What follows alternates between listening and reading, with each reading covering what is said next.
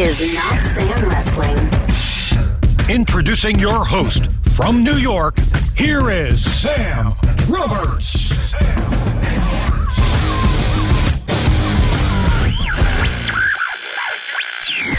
Well, I feel like it's been a long time coming. Here on Notsam Wrestling, the interview queen, Alicia Atout. Now, Alicia, interview queen, is this a crown that you were able to give yourself, or did somebody actually crown you the interview queen? First, thank you so much for having me on. I'm so psyched about this, so thank you. I wish that I was that clever to have come up with it myself and that I could take credit. But I have this fan who started using the hashtag once in a while, and I just kept seeing it come up in my mentions, and just occurred to me, hey, that actually has a really cool ring to it. I've done over 4,000 interviews. I kind of feel like I can coin that for myself. So I just took it, and he was super happy about it. Next thing you know, it's on t-shirts. It's like being announced when I go down to the ring for stuff. So it's pretty cool being able to have someone give you that name. And, it's a fan that I've had since the beginning. So it's really cool. It's better that you didn't think of it yourself, to tell you the truth, because like queen is one. Yes. Yeah. Yes. That's one Totally. of those things that like, no. My fans crowned me the queen. And then it's like, all right, well then I guess I can accept that, because otherwise, Totally. You've got a lot of living up to do for that title. So, I mean, before we get into everything, because you've been on the wrestling scene for years now. I mean, I've been aware of you for so long, but like a year ago, you get the dream gig. You get contracted, right? You get a signed contract with a televised wrestling promotion. MLW makes you their interview person. Who knows what this is going to evolve into, but the point is you're an on-screen personality for MLW, which is huge. And then 2 months later, there's a global pandemic and everything shuts down. When this thing first hit, and this is different than just, exactly, heartbreaking. Not just because, oh my God, I was doing so much stuff, but like it was, the wheels are just starting to spin. Like, okay, the momentum is in the right direction. Do you go like into a panic when that happens? Because who knows? What if MLW shuts down completely and this thing that you had envisioned in your head could come crashing down? There was so much running through my mind. And the craziest part of it all is all of the news about COVID-19 really started to come out around March. And we were all waiting for WrestleMania weekend. We were all so excited. Yes. We had so many bookings the next month. And we're with MLW in Tijuana, Mexico. And we're all in the locker room. We had this huge AAA collab show. And we're all sitting there and we're getting these alerts from all these promoters, and Twitter's blowing up, and we're like, oh my gosh, everything's like crashing down around us. Are we even going to make it back home? I made it home by 2 days of them shutting the border from Mexico to here. So it was just crazy. So yeah, I was in a bit of a panic. I was worried. You hear the severity of it. I'm worried about my family back home. I don't want to contract anything while I'm out. It was just a lot. I mean, the last thing I was almost thinking about was my work, just because all this craziness was happening. And then it sinks in, oh yeah, now I don't travel, now I don't have MLW, what's happening? But it was pretty cool because MLW were actually able to make do with everything. We ended up promoting a weekly show on our YouTube channel, Pulp Fusion, so that was great. We were able to kind of keep the content rolling, the feuds out there, the storylines going. So like I said, we made do. Now we're back on TV. People can watch us every Wednesday night at 7 p.m. So it sucked. I'm not going to sugarcoat it. It really sucked, but we're back. We have amazing stuff for everyone to watch. So it feels good to not have to worry as much. You just bringing up that weekend, like it's wild that was months ago. That was less than a year ago, and it seems like a lifetime ago. That I think everybody in wrestling was like, "There's no way WrestleMania weekend, not just WrestleMania, but WrestleMania weekend and all the shows that we're planning on surrounding WrestleMania." They're like, "Well, I mean, you can't cancel all this stuff. There's no way this is all just going to go away." And then in an instant, it was like, "Well, no, the whole world's going to change for a period of time." So that's actually starting right now. Right. Oh, okay. All right. Yeah, it was definitely a shock to everyone. I feel like that weekend I had so many things lined up, from hosting shows for a bunch of wrestling celebrities. I was supposed to host the second annual Bullet Club Beach party, which was huge. Working for those guys is a crazy thing again. So it just felt like your dreams were getting crushed. And of course, it's not just a payday; it's exposure. It's you know how it is Yeah. during that weekend. It's the craziest week of the year in wrestling. So you just see all that going away, and then you think, oh, okay, is anywhere going to open? Am I going to be SOL for 2 months, a year, 5 years? Like, you just don't know. Especially back then, we didn't know how long this thing was going to linger for, and we still don't. But at least it's a little bit clearer. Yeah. So Yeah, I think it was a blow. Yeah, it's like we still don't know how long this thing is going to linger for, but most people have figured out how to have some semblance of life and business, and like, okay, this might linger for a while even still, but this is how we're going to progress, right? Because that's part of it is you're right. It's not about the paydays. It's not about necessarily the loss of wages, even though for a lot of people it is, but for somebody like you in your position, it's about, I don't know. I feel like I'd be worried, and to some respect for myself, I was worried about what if this stops the momentum. Like, there's clearly a lot of momentum on your side, and you're like, that's the last thing in the world that I want. Oh, it was so much. I had just signed, like, I remember the day I signed, the internet was just buzzing and I wasn't expecting it. And, you're getting tweets from everyone from like Vicky Guerrero, like everyone was just congratulating you. You're like, what is happening? And then you do 2 months of tapings. The response is great every time you hit television. You have that April coming up. It's going to be amazing. And yeah, it all just came to a stop. So that's where we really had to try to reinvent ourselves and think, hey, how can we still stay relevant and keep our face out there and be spoken about all the time without actually being at shows? And being Canadian, I actually wasn't even allowed into the States. So up until, from about March until mid-September, I literally couldn't cross the border to even do a show. I had promoters emailing me all the time, and I just would remember reading my emails every day like, this sucks. I can't do any of it. I have to tell them no because I literally legally can't. So luckily things are open now, so I can take the odd thing. I have to quarantine for 2 weeks when I come back, which is super fun, but I get why. Yeah. So it's been a lot of adapting, but hey, like I said, we have to make do and just take it as it comes and stay safe. So how did MLW come about? Like, how did that become your home? I feel like the reason that the internet was buzzing when it happened was because, like I said, people have been aware of you for a long time. And I feel like people were waiting for you to pop up someplace, like, and the announcement is, this is our person. You've done some things here and there with other promotions. You popped up over here on Impact and talking to the Bucks or Kenny, and you're like, oh, what's going on over there? And then no official announcement was being made, or it's like, no, this is just a gig. This is just a gig. That's just a gig, which is a cool life, but it's a different thing when a promotion goes, no, we're putting our faith in this person, and this is our person moving forward. Yeah, it was a shock to me because once you get into this crazy world, and I've been in it now for about 4 years, a goal of most people is, hey, I'd like to sign somewhere. It gives you that stability. You have something to look forward to every month when you have tapings. Like, it's a lot to just be excited for. You kind of have this little family that you get to see on the road all the time.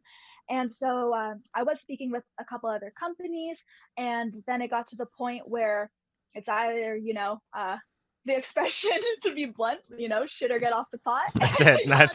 That's the one. Just being honest, it's how this industry works. And MLW approached me. They're like, hey, we have these tapings in December. We have heard some really great things about you. They knew that I had heard about them. Let's bring you out and kind of see if we like each other. So I went down. It was just flawless. I didn't have any technical issues. They treated me properly. I knew the locker room from working the indies with tons of these great guys. So it felt like a good fit. On the first day of being there, I think I was maybe 4 hours into filming. I was approached by one of the higher ups, and he was like, hey, we want to lock you down. Like, we want to sign you. Let's talk numbers. Let's do this. And the fact that they wanted to kind of snatch me up that quickly because they knew other people had their eyes on me, and they kind of took that initiative, and they respected my wishes when it came to signing, kind of what I needed from them and vice versa. I was like, you know what, let's just do it. Like, I'm happy here. Things seem great. And I know they're only growing more and more. Like the boss, Court Bauer, every time I speak with him, he has some crazy new idea. He has something where he just wants to grow. We are on a new platform, or we're on a new channel. So I just feel like we're going to really continue to grow, and it's a company I'd like to grow with. Of course, the pandemic put a little bit of a kink in that for everyone. But hey, we're on a great track, and we're only going to get bigger. That is the thing about Court Bauer. I've known Court for a while now, and I've never, and you can never take anything for granted in wrestling, especially. But Court's one of those people that you have a conversation with, and you're like, I'm really not worried about this guy failing. This is a guy who just figures out how to get stuff done. Like, there are going to be obstacles, and there's going to be hurdles, but he's going to figure this out. Yeah, it's nice to have that kind of security, because when it comes to wrestling, I'm sure some of your viewers know this and some might not, but it is an absolute mess when it comes to behind the scenes. People say things, they're going to grant you things. Yeah. Half the time it comes through, half the time they never intended on doing it in the first place. I've never had that issue once with anyone in MLW. If it's something as simple as, hey, we're filming this promo here, it gets done. Hey, this is what's happening. Like, it's a well-oiled machine. I love that. I've been places where it is chaotic. They say they're going to give you 8 promos, you get 1, and you're just sitting on your ass all day. Like, it's frustrating.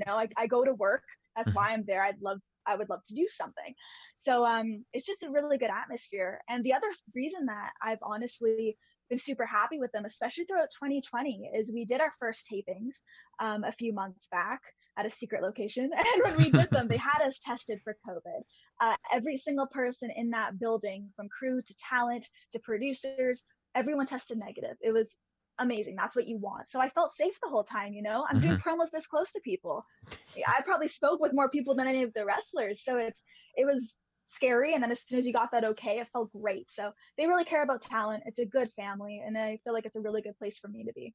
How did you, or at what point did it even occur to you that maybe getting involved in wrestling was something you wanted to do? Because you're a self-starter. Like, you had AMB going on, and it was a music blog. Yeah. And and then you start interviewing wrestlers, and you start to kind of draw attention from the wrestling community that way. But how did the transition go from, oh yeah, I just like, this is just part of what I do for my platform, into, no, why don't you come to the show, and instead of you interviewing wrestlers, I mean, you could still interview them, but do it for us instead of doing it for you. Yeah, so I've been a wrestling fan since I was a kid. I was about 2 or 3 when I remember watching my first match, and I was just so into it. And like any wrestling fan, you go through waves, ups and downs. But it got to the point where I was interviewing so many bands, and they'd kind of be sliding in these wrestling references, whether it was like a Macho Man, oh yeah, or like they were Stone Cold whatting me all the time. And I'm just like, I get your references. Like, they're kind of trying to slide it. And I was like, I totally see what you're doing. And then our music interviews would just turn into talking about wrestling, and it was awesome. So it kind of was a light bulb, like, hey, if all of these musicians love wrestling, wrestlers are gonna love music. Like, who doesn't? So I started interviewing wrestlers. The response was great. There was a local promotion here in Toronto called Smash Wrestling, and they were like, hey, our wrestlers just like really love talking to you. They want to get on your show. I had that built-in crowd from the music already, so it wasn't like I was just starting from scratch. And next thing I know, I had a mic in my hand. I was interviewing the indie talent here in Toronto, and that company ended up doing co-pros with BCW, which is about like 3 hours away from me in Windsor. And so they had ties to Impact, and then that kind of brought me to that platform. And then, you start interviewing at other promotions, and it just explodes from there. So it was really organic. Never expected it to happen. It was never necessarily like a dream of mine to be on TV with a company. But as soon as I had my foot in the door, I just wanted everything. Like, it was one of those instant light bulbs. Yeah. I mean, sometimes, like, it's not a dream of yours because you wouldn't even fathom it, right? Like, it just wouldn't occur to you to have that as a dream. You're like, I don't know what that is. I don't know how that job is. I don't know how anybody ends up there, but I'm over here doing this. And then all of a sudden you start to see this path that gets cleared away, and you're like, oh, I could go down this path. Oh, I'm actually really enjoying this. That was exactly how it unraveled. And I remember now, you have these dream interviews, you have the dream of signing, you do have all these little milestones now that you wouldn't have even thought were possible, interviewing people you watched when you were 5 years old, or working for them, or them hiring you to host shows. It's been a whirlwind over these last 4 years. And I still host music interviews, I still have bodybuilding interviews, but honestly, wrestling's what ended up getting my heart at the end, because I love being out there. And I never thought of acting or entertaining that way, but it's a whole other world that you just fall into. And it's just a blast. I love it. Yeah, I mean, it's just, there's nothing like wrestling because of because of the way the stories are told. Like there's so many different parts of the storytelling, and you're like, wait, there is this little part of telling these stories that I could be involved in and I could maybe help out with. And yeah, I guess you don't really realize that until it starts to become a little bit more clear, right? Absolutely. I mean, I remember my first interviews being with people like as far as the character ones go, like Rosemary, MJF, and now within MLW, I got to do stuff with the guys in the Dynasty, Alex Hammerstone and Richard Holiday, or like we have Team Filthy with Tom Lawler, and they're all such characters, and of course they're all d-bags, but it's cool to work with them because when they try to destroy me and get at me, I can kind of talk back, and that's actually one of my favorite things about working with MLW. They don't just have me there as the interviewer who holds the mic, nods her head, and they just walk away. Like I get to actually interact with them. I get to talk back. We curse, like it's a really raw, gritty show, and I love that about it.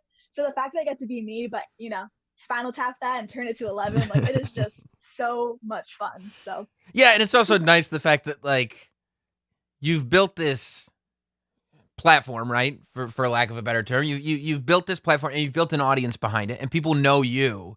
So it's nice that if you're going to end up working for a promotion like MLW, that it's not just to fit this role that really anybody could do. Like they're not just bringing you on to, like you said, hold a microphone. They're bringing you on to bring the same personality and the same kind of vibrancy that would come from the stuff that you do that got the attention of people in the first place.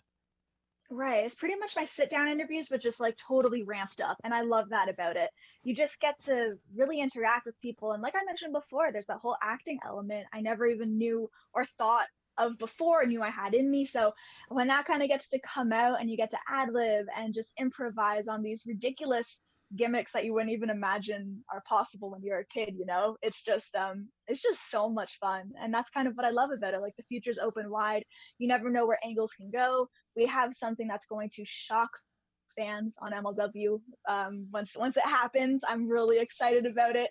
So yeah, it's gonna be a lot of development. Let's say it's very cool. It's also got to be great working at a place like MLW because there's so much talent that a lot of the world isn't quite aware of yet, and you get to be there on the ground floor and you get to see these people who, when the world does get to see them, they go, oh my God, like it was this hidden, like this diamond in the rough was sitting right here. Like there's this great wrestling, and there are these amazingly talented performers and characters, not just guys who can do a bunch of great moves, but really entertaining characters that are existing right over here that you didn't even know was happening. And you get to see it all, right? Oh, it's so fun. I mean, I've worked with so many of the guys before, but there were some that I never got to. I mean, we literally have the Von Erichs as a part of our company. That is such incredible wrestling history. And we have cameos from Kevin on our YouTube channel. And it just blows your mind that you're working with these people. And then our champion, Jacob Fatu, again, one of those names where he just, as soon as he goes into the ring, you're like, how is this like bigger dude doing all of this athletic, incredibly aerial stuff? Like we just have such a wealth and such a diverse roster that as soon as you see everyone kind of competing, you're like, whoa, this is magic. It's so different. And for our whole restart, we had a bunch of people come in, and he's still wrestling now with us, like Leo Rush, ACH. Like we had some cool names coming through. I know that we're waiting to even share more who were at those tapings. I even saw someone backstage. I was like, oh my gosh, they're here. Like I actually had a little geek out moment, like, whoa, I remember watching you on my television. Like it was really cool. So if I'm geeking out, I can't imagine how excited fans must be. But there's a lot in store for sure. Yeah, as the kind of the wrestling world, and because of what's going on WWE and SmackDown and stuff, as they talk about the Samoan dynasty more and more, and that Samoan family is becoming more of a talking point, I do end up like, you guys seen Jacob Fatu? Do you know that you know about Jacob Fatu? Like, do you know how deep this dynasty goes? Like, do you understand that there's this like amazing stuff going on that you don't even know about yet? Because Jacob Fatu he's amazing. Oh my gosh. I remember seeing him live for the first time, and you just don't expect that kind of stuff to come out of him. And then as soon as it happens, he has this kind of cheekiness to him too, where like he knows he can pull it off. Mm-hmm. So it's just this air of confidence, but it's backed up. Like he can do everything in the ring. And I feel like most of our talents like that. And it's just really, really cool seeing everything come together. we've had these ideas for months and months during the pandemic. So when we were finally able to get together, roll out these matches, these storylines, it was just such a wonderful and exciting thing. You know that you really love what you're doing when all the roster's actually watching the matches instead of just being on their phones. Yeah. And, you know, we're actually enjoying it. We're into it. We're like, oh my gosh, that just happened. Whoa, was that a change? What? So yeah, it was super fun. So when you've got like you got the Von Erich family there, you got the Anoa'i family representative, like you got real wrestling legacy. Do you feel like before you go to these shows, you have to brush up on your history just to make sure that like nothing's getting by you, or do you have enough kind of stored in the vault that you'll be okay? There's a good amount in the vault, luckily, especially because I grew up on wrestling and that's the stuff my dad grew up with. Like, he literally knows the Von Erich history to a T. So that's kind of something I've heard over the years. That's awesome. But it's cool when you come face to face with them and you get to be like, whoa, I've heard stories about your family since we were both probably super young. You know, when Kevin was wrestling, the boys were just boys backstage. So it's really neat when you come face to face with them. You have your stories, they have theirs, and just how humble everyone is. I've never felt so safe and respected in a locker room before. I have so many big and little brothers there, and even when we have, you know, like Salina, Aria back there, like it's a good group of people. As much as I hate Salina, Sure, she's never hurt me physically, so you know, I appreciate that. But there's a certain level of respect, and like I said, I've never felt that community, so it's exciting, and I can't wait until our next set of tapings so we can continue all of this craziness.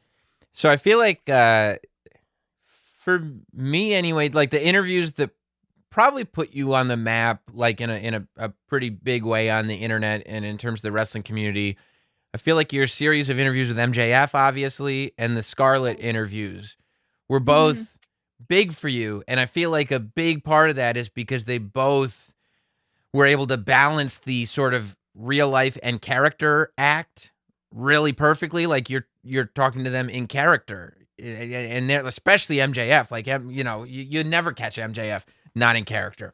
So he's the worst. Yeah. Yeah.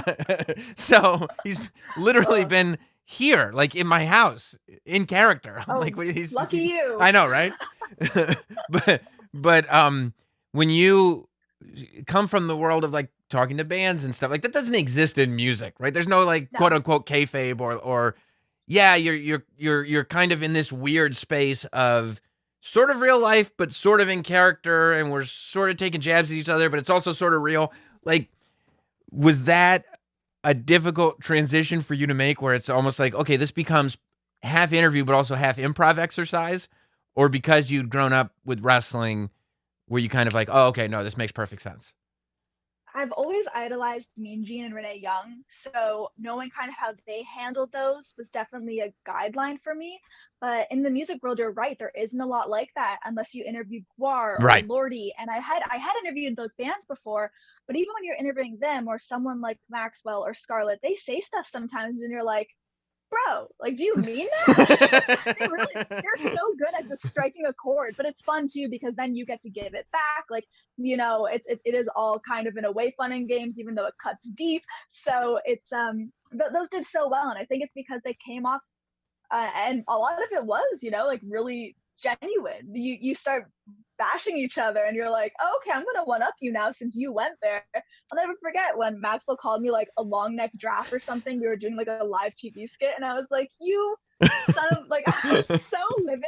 So I said something super harsh back and we were literally like, this is how it works. Like, and when you walk away from it at the end of the day, you know, it's wrestling. Everyone, I've heard a bunch of wrestlers say this before, we're literally wrestling each other in Speedos in front of thousands of fans. Like, that's what it comes down to. It is the goofiest but best thing in the world. So you can't take anything to heart. You walk away and you're like, oh my god, people are going to eat that segment up, and that's what it's all about. Yeah, that's I mean I think that the reason fans respond to that as well is because as much as a lot of people want to believe that they really just want the inside dirt and they want to know what's going on behind the scenes, they want the real person. If you're a wrestling fan, there is nothing that you will like better than watching somebody fully live that character and portray that character in a realistic way. And I think when you're interviewing them, especially when, you know, you're not interviewing at that time, like you're not interviewing them as part of the show. You're interviewing that character has left the wrestling show and has entered your YouTube universe. And it's like this weird, like, wait a minute, Batman just left the comic book and is now over here. Like, I'm not talking to the actor, I'm talking to, and when you can convince the audience that's there to watch you just have a conversation with a real person, that this is the real person, I think it's like magic. It's gold. My favorite comments are the ones where people write, "Is this real?" Like, I love, and I get those pretty much every day, because those names we mentioned are some of my most watched interviews. So anytime, Scarlett's having a big event on, Wednesday night, or she comes up, or same with, I guess, Max Wednesday night, or any of those in-gimmick people, Yeah. whenever that happens, like, my views spike or they trend, because people are searching these names, and it's just one of the first ones that pop up. So I always get, "Is this real?" And I'll never honestly admit whether it is or not, because throughout my however many years of knowing all of these characters, there have been a lot of real moments and a lot of things that there is nothing scripted at all that you are watching, whether it's a kick to the crotch or literally a slap. Like, some of this stuff just happens. Yeah. And I feel like that's the best part. I feel like I'm doing my job when people, see that person on the other side and they don't know if it's a gimmick or not, because a lot of these people, it isn't. Yeah. I mean, and also, like, wrestling, this is what drives me crazy, is that wrestling is not that cut and dry. Like, wrestling is not real or fake. It's just wrestling. Right. So, like, is this real, or is this, it's wrestling. Like, I'm interviewing a wrestler and this is how it went this time. Like, maybe he's going to say, actually, my real name is this and I do that and this and that. Okay. Or maybe he's going to, say something completely rude about me, or maybe she's going to call me a 5, or like that. It's just wrestling. That's Don't what it remind is. me. Why can't I bring that up? Come on, national television. Don't go there, Sam. Well, I mean, I feel like I'll get demonetized if I repeat some of the stuff that MJF said to you. But Yeah, I would not go there. It has been harsh. Like, he has said some of the most cutthroat. It still hurts to this day. It has to. It has to. But that's what I mean. Like, it's there is no what's real, what's not real, what's like, it's not one or the other. There's this Venn diagram, right? And the middle is the biggest part. There's this little sliver of circle that says fake, and this little sliver of circle that says real. Totally. But the giant thing in the middle is just wrestling. Yep. I think that's the beauty of it. You come to watch a video, whether it is a wrestling show, a promo, a sit-down interview, and you have this preconceived notion of what you think is going to happen. And I love just turning that on their heads and making them leave and wonder, whoa, what just happened there? And that falls into that little wrestling bubble. Exactly. You'll never know. Exactly. Yeah, like if The Miz comes on my show and starts yelling at me because he thinks I disrespected him, is he doing a wrestling thing? Yeah. Does he think I disrespected him? Yeah. Like, it's all it's all there. It's all real, and it's all not, and it's all wonderful, wonderful wrestling. So who were you looking up to? Your dad grew up with wrestling, and I'm very glad I tried to get my kids to watch wrestling. I'm just starting to get my boy kind of maybe interested a little bit. Okay. But I'm trying to do it the right way. Who were the first characters that you latched on to? For me, it was Edge, The Rock, Cena, like anyone, Jericho, anyone who was really amazing on a microphone and like captivating that way, I loved. And then as I got a little bit older, and by older I mean like 8 or 9, I started watching older stuff, and then that's where people like Goldust and Foley came in, and again, huge, larger than life characters. And those were some of my all-time favorites. And the fact that I think almost everyone I named now, like, I've either hosted shows for them or been on shows with them. Like, it is just wild. I geek out even thinking about it, it's crazy. But those were the ones I always looked up to, or I'd be like, oh my God, stop it, I want to watch their match now. So, yeah. I love that in your top 4, 50% are Canadian. It's very on brand for you. Oh, yeah, I didn't even think of that. Edge and Jericho and Cena and The Rock. I'm like, okay, all right. That's amazing. Yeah. So what was was the era that you really like started watching kind of regularly and became a fan of live? Was it the Cena Edge kind of ruthless aggression-y, like towards the beginning of the John Cena build? Was that kind of your era that really got you locked in? Yeah, absolutely. And then it was kind of when things started to get a little bit more open, where they'd start saying things on the mic where I was like, ooh, I can't believe that this is happening. Like, Attitude Era, I was like, whoa, this is next level. Like I remember being like 12 and watching stuff and being like, I can't believe she said that to him, or vice versa. And, you see those raunchier scenes, or even some of the stuff The Rock would say. I had no idea what he was talking about growing up, and you watch it like 5-10 years later, and you're like, ooh, damn, I can't believe he was allowed to say that on TV. That's his catchphrase. So, yeah, you put it on a T-shirt. Right, I was like, that is crazy. But those were definitely some of those times I remember watching the most. But then again, like the first thing I actually vividly remember was the classic Hell in a Cell match, because I just couldn't wrap my brain around how this man, one, fell off the cage, had his ear all messed up, a tooth in his nose. Like, to me, that was just so gruesome and cool.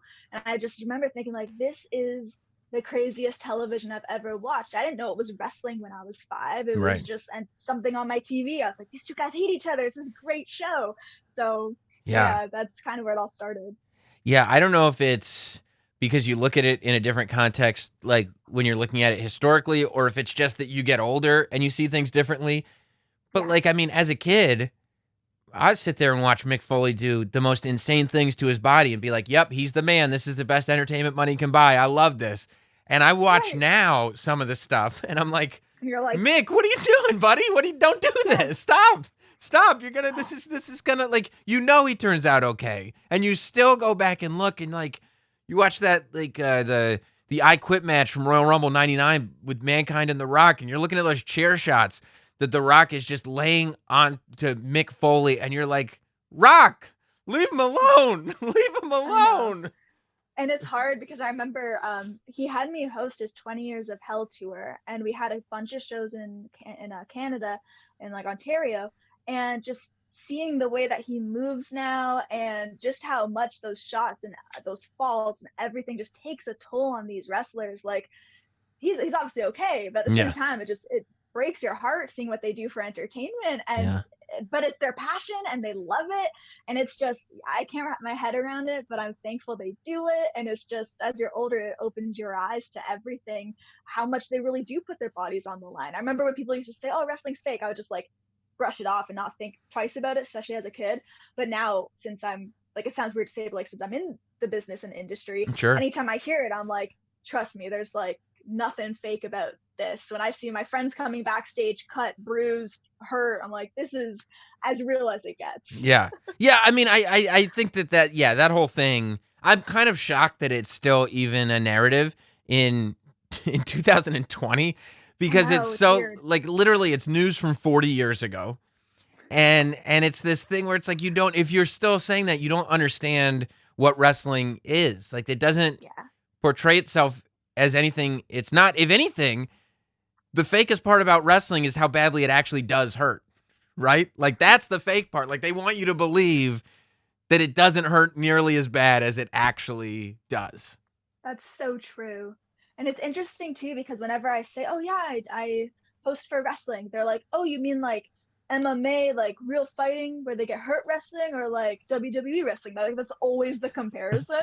And of course I say the latter, and then they're like, oh, well, that's not like really wrestling. And then I just I feel like I almost have to defend it, because they don't understand the severity of it and everything, especially having so many people in this industry I love and like you see get hurt, or anytime someone's wrestling at MLW, I'm like, please be okay, because I can't tell if they're just selling really well or if they're actually hurt. Which is the way by the way, that's the way it's supposed to be, right? Like, you're supposed to be as close as you can get, and still, if they're like, you know everybody, you've interviewed everybody, you've worked for promotions, and the fact that you still don't know, that's how you know you're good at it. That's the magic of it. It really is. I mean, nothing will perk my ears up.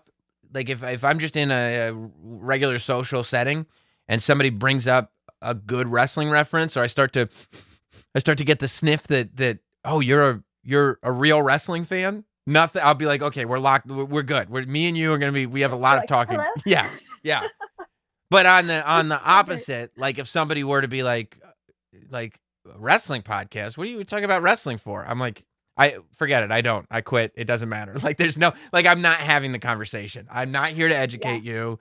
I'm not here for your amusement so that we could have this conversation. It's just not going to happen. Yeah. And I've had people say, Yeah. No, I totally know where you're coming from, because I've had people say, "Oh, out of all things, why that? Like that's the silliest thing ever," and they just don't understand all the parts that go behind it, all the pieces of the puzzle that kind of make that end product, and how fun it can be, how crazy it can be, the traveling aspect. It's just there's so many different elements. So anytime someone tries to throw that in my face, I'm just like, shut up. You don't understand. You don't Right. understand the 1% of this. Right. Exactly. Exactly. There's like 100 documentaries you could watch that would explain this for you. Just go ahead and Right. they're on Netflix. They're so easy to Pick find. one. Yeah. Yeah. Any of them. Any of them. So when did you? Now that you've kind of got this dream job that you didn't know was a dream job, and you're doing it. Do you think about the future differently? Do you think about goals differently? Like, do you set goals? Because I find that when stuff like this happens, it's kind of a wake-up call that maybe setting specific, rigid goals is not the smartest thing in the world, because it's actually limiting, I think. Yeah, no, I definitely know what you mean. You never know what's going to happen, and just what can completely just shut, and you'll be completely disappointed. I mean, going back to what we said earlier, like that whole Mania week, that was a goal for many people, to have all of those different bookings and then just taken away from you, you know? So I do try to set them for myself, just so I don't become complacent, because Sure. that's not anywhere I ever want to be. So I mean, just even in the close future, a month ago I wanted to set up a Patreon account. I just launched it yesterday. I wanted to expand my merch store. Just like these little goals that kind of get you through the day, but also help with your career and getting your name out there even more so. So I definitely try to keep those going. But as far as big goals, I mean, I'm signed. I'm locked down for a little while. I know where they're hoping to take the company. I know we have some exciting things on the horizon, MLW wise. So that goal's kind of checked. That was the biggest one. And I just really want to grow. I want to become that household name. When you think of interviewing, I want you to associate that with Alicia too. And I feel like I'm nowhere where I want to be, but I'm definitely on the way. So Yeah. fingers crossed, it just continues on that trajectory. And Yeah, but I mean, like, yeah, and that's I think that's a really healthy perspective, and that's the way you should look at it. Because, I mean, even like in a positive sense, like imagine if you 3 years ago were like, no, what I want to do is I want to make like Ambi a household thing, I want to make it a music thing, blah blah blah, and then like you're so focused on that, you go, wait, I could have been a wrestling interviewer. I didn't know that was even a possibility. That's what I could have been doing. That would have been great. Totally. I definitely try to keep everything open, even when it comes to being in wrestling. The first thing was just doing the YouTube interviews, then backstage promos. Then a promoter was like, "Hey, are you cool to ring announce for us?" I was like, "Yeah, why not? I'll give it a go." Then they're asking you to do commentary, and you're like, "Yeah, I'll try." Like, hey, there's so many opportunities in this world. For MLW, it aired last night on Fusion. I did my very first voiceover, where I had to react to some chaotic scene. It was like a combination between a promo, commentary, and just like your standard voiceover. I've never done that before. So when things are thrown your way and you weren't expecting it, it wasn't a goal or a plan, you have to, at least this is my kind of principle on it, or view, you take it as it comes, you roll with it, because you never know what it can turn into. If I said no to that local promotion saying, "Hey, would you like to be our backstage interviewer?" I literally would still be just doing YouTube interviews, not on television. Like, it would just be so narrow-minded. Right. So I try to take everything, even if I end up looking like an ass. You give it a try, and you find out what's great for you and what you might not like as much. So is that like you kind of, whatever you're presented, you see the opportunity in it, and you're just like, yes, the answer is always yes. Like, can you do commentary? Yep. Can you do ring announcing? Like, I don't know. Yes. That's how it happened. I was at a show in Boston with IWTV, and they're doing a pay-per-view, or like a live event. And yeah, I remember them asking like, "Hey, Alicia, you cool with doing commentary tonight?" I guess thinking I had done it before. I never had. Right. And I told them I've never done it, but I have the confidence, like I could pull it off, I can make my way through it. And the next thing you know, I'm doing it for the first time. It went well. They asked me to do it again. So you just never know. Like, commentary could have been my thing if that were the case, Like, Sure. And it's a paid gig. Now people know I do this. You get hired for all these different things. So yeah, I try to say yes to everything within reason, and hopefully I knock it out of the park. Yeah. And if you hit half of them, that's still a Hall of Fame average. You're still good. Totally. Yeah. So do you try to, so when you do like ring announcing, are you conscious? Like, do you go, okay, I better try to cover up this Canadian accent of mine? Or do you go, nope, they hired Alicia to do the ring announcing. Alicia's the one doing the ring announcing. I don't even hear a Canadian accent. Isn't that the weirdest thing? Yeah. Anytime someone points it out, I'm like, I don't hear it whatsoever. Yeah. But now I just go in there with my normal voice, just like the promos. Yep. I don't try to like macho it up or anything or do like a super crazy fake voice. The first company I did it for, they wanted me to do that kind of fake voice and put on. So I did what they wanted, but I hated it and I felt embarrassed every time I went out there. And then another company just kind of let me do it how I wanted. And I fell into it and I was like, oh, this feels good. Like I could actually do this whenever they wanted. So yeah, you learn as you go. You really do. It's all trial. Did you really only try Swedish Fish like 2 years ago? Yeah, isn't that mind blowing? That's crazy. It's so weird. In Canada, we have Swedish berries, and they're these little like raspberry looking gummies, and they taste the exact same. Like they're delicious. So when I went to the States, I just grabbed a bag of Swedish Fish because like, oh, these kind of look like Swedish berries. People say Swedish in the title, whatever. I tried them and I was like, whoa, these are even better. Like, so next thing you know, I send one tweet out like, these things are incredible. And then I'm doing signings and meet and greets, and fans are like bringing me Swedish Fish and stuff. It was so dope. So yeah, it was literally 2 years ago. I think I was in New York and I grabbed a bag at the airport or a gas station, and oh, they're delicious. But then I ate too many, so I kind of stopped for like 6 months. But I'll probably pick up a bag. I'll probably pick up a bag when I'm there, like next week. Yeah, everything starts to kind of taste like Swedish Fish aftertaste, and you're like, I gotta stop. Yes. Yeah, they just stop like tasting as good because you're so used to them. Right. They need to be a treat. It becomes like chewing tobacco. Like it's like, no, I don't even know if I'm enjoying this anymore. It's just something that I always do. Totally how I'd imagine it. Yeah. except with Swedish Fish, you're just spitting like red spit into a bottle instead of disgusting. That's how you know you've had too much of something. It's when your tongue's like completely coated, or when you go to brush your teeth at night, you do it twice and it's still there. Yeah. That's you've gone too far. Yeah, you're like, are my gums bleeding? No. I had 150 Swedish Fish today. That's what that is. Although, I mean, I think that's how George the Animal Steel got his tongue green. He had like 100 like green chiclets. Really? That he would chew. Yeah. I think so. Oh my gosh. I think that's so. Crazy. Don't quote me on that, but I think it's true. I mean, it sounds like a good story. So you should Yeah. keep saying it with confidence. I believe it. Did you always have confidence? Like, did you always have the confidence in your abilities that you could say yes to something and figure it out when you get there? No, that's a new thing. Definite no. I was the kid in school who disliked public speaking. I didn't have like a crazy amount of friends. I didn't really like group projects. Like I just like keeping to myself, not really having to rely on anything and just head down and moving forward. And then it got to the point where when I was 16, I started writing album reviews while in school just to kind of like pass the time. Honestly, no one was seeing them. And I told my parents at dinner one night, like, hey, yeah, this is what I'm doing lately. And they're like, why don't you just throw it on a blog? So I did. And next thing you know, I was kind of thrown into doing these like quick 2-minute interviews with bands because I'd go to so many concerts. And then it just kind of starts to pick up. You start realizing, oh, people like can be super mean, but a lot of people like me, so like that's good. And the next thing you know, you start believing in yourself a little bit more. And I feel like the real confidence came honestly when Cody and the Bucks hired me to do one of their first really big pay-per-views, and I was like, okay, if these 3 guys and Omega, if these guys who I look up to so much want me to be their like one backstage interviewer, I must be good at my job. And that kind of was the stamp of approval. And then of course the MLW signing for someone to want to pay me to come out to a show, my travel, whatever, have me as their face. Like I must be doing something right. So that's kind of what really gave me that confidence. But yeah, I did not have it at all. Like I didn't even have Facebook until I was like 18 because I needed it for a philosophy group class. Like I was not on socials. I didn't post photos of myself. I loved the phone. Yeah, a lot's changed.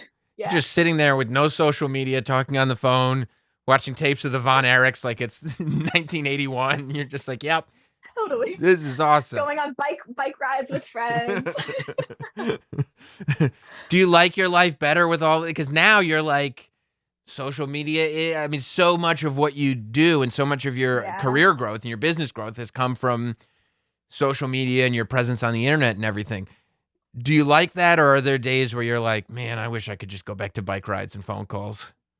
Yeah, I miss the bike rides, the video games, the phone calls. Those were the days. No, Yeah. it's a double-edged sword. You need it. If it wasn't here, I would probably be doing something else. Like there's no doubt in my mind. I wish I didn't have to be on it so much, but at the same time, if you don't have your phone on you constantly, I could miss that interview opportunity, that response, Yep. that campaign coming my way. So I always have to have it, which sucks because I never needed to, but at the same time, it's just a part of my life. I chose it, so I can't really complain about it at the same time. So, you And know, and I have to imagine too that when you're like, especially when you're trying to grow as an interviewer and when you're trying to interview bands and professional wrestlers, like the ability to DM people is insane. Like the fact that you could just Yeah. have direct So weird. communication with this person without having to know somebody who knows somebody who knows somebody, and you can like it's such a shortcut.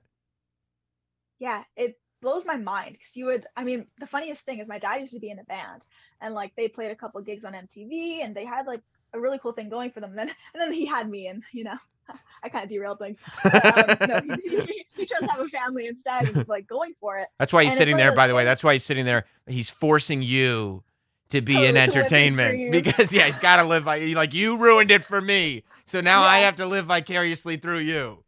Yeah, I know it came to the point where like they were doing really well, and then I think him and my mom were like, you know what, let's just have a family. So it worked out. I'm Yes. happy. I'm here. I'm happy. Yeah, you're But, good with it. He gets to meet all those wrestling idols. Like it's cool. Yeah. But it's one of those things where like he used to talk about how you can't just email a demo. Like you'd literally have to copy a bunch of cassettes, Yeah. mail that stuff in, like physical mail. Like you just hear how it used to be. And now instead of having to write a letter to someone I want to interview, snail mail, I could literally just follow them. I'm verified. It comes up on their tab if they are. They're like, oh, okay, she must be like something. They click it, they respond. Like that's usually how it goes. So it's amazing. And the other day, Missy Elliott followed me. Oh like, my God. because I interviewed Danny Jordan and she mentioned how much she loves her. And I tagged her because like, why not? I try to take anyone if they're substantial and everything. And next thing you know, we both get followed by her. So I'm like, I'm totally going to slide into Missy Elliott's DMs to see if I can snag that interview. Like, why Yes. not? Worst case, I'm left on red. I have no shame in that. Yeah. So, it's one of those things where it's made things so much easier. Some of my biggest interviews or gigs have come from someone DMing me or vice versa. So yeah, I feel like if you use DMs properly, and you're not a weirdo about it, they can be a magical thing. Yes. If you use them in a professional way, Right. yeah, they're amazing. Yeah. Yeah. There's a bunch of creeps out there going like, oh, you like DMs, huh? And I no, know, right? no. Yeah. Gotta put that out there. Yeah. Professional requests is where we'll end that. But I mean, yeah, the idea that you could just DM Missy Misdemeanor and go, hey, you want to jump on Zoom and do something? It's Right. so cool. It's just mind blowing. Yeah. Now, I saw a thing. You said you were a big Buffy the Vampire Slayer fan of the series. Huge.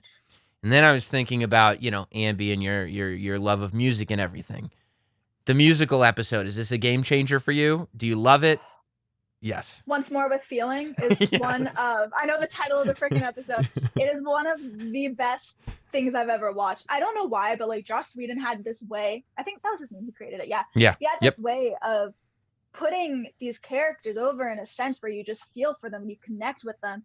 And I don't really like musicals. I don't watch any of that kind of stuff. But when it happened, they were translating this emotion and all this stuff they were all going through in that episode, and it just made sense. There was that one goofy one with the there was one really goofy, ridiculous one with one of the demons I'll never forget, but that was a little over the top. But when she's like singing in the graveyard, or even when they're trying to duke it out over the bunnies, like it just added so much to it. I loved that episode so much. Yeah. I Yeah. want to rewatch that whole series so badly. Like I have the time at night, like why not? Right.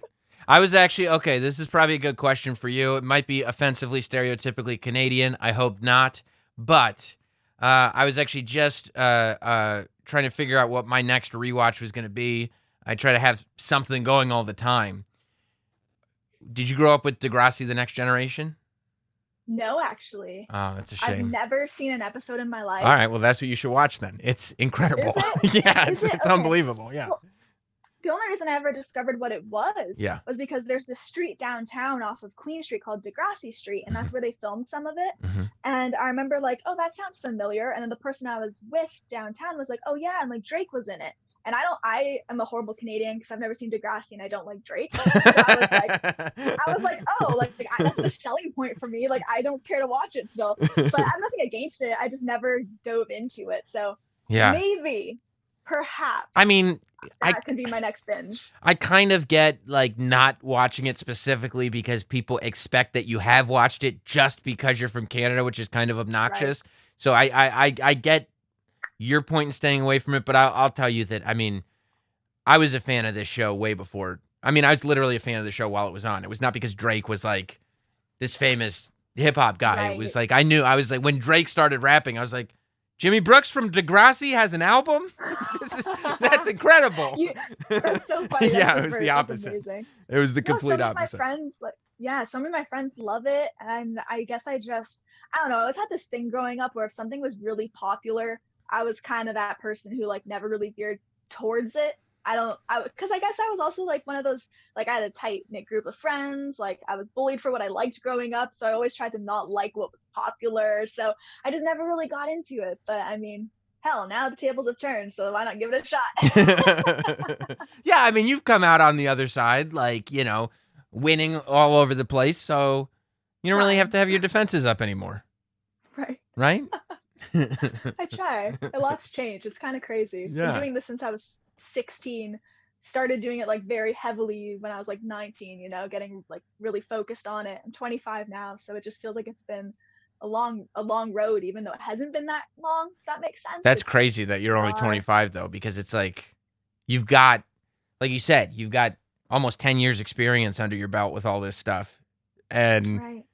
I mean, you're barely an adult by most standards. I mean, when you look at like, you know, the stuff that people, they're like, oh, I was 40 and I finally got this done. Or I was like, I mean, you got a lot of runway in front of you.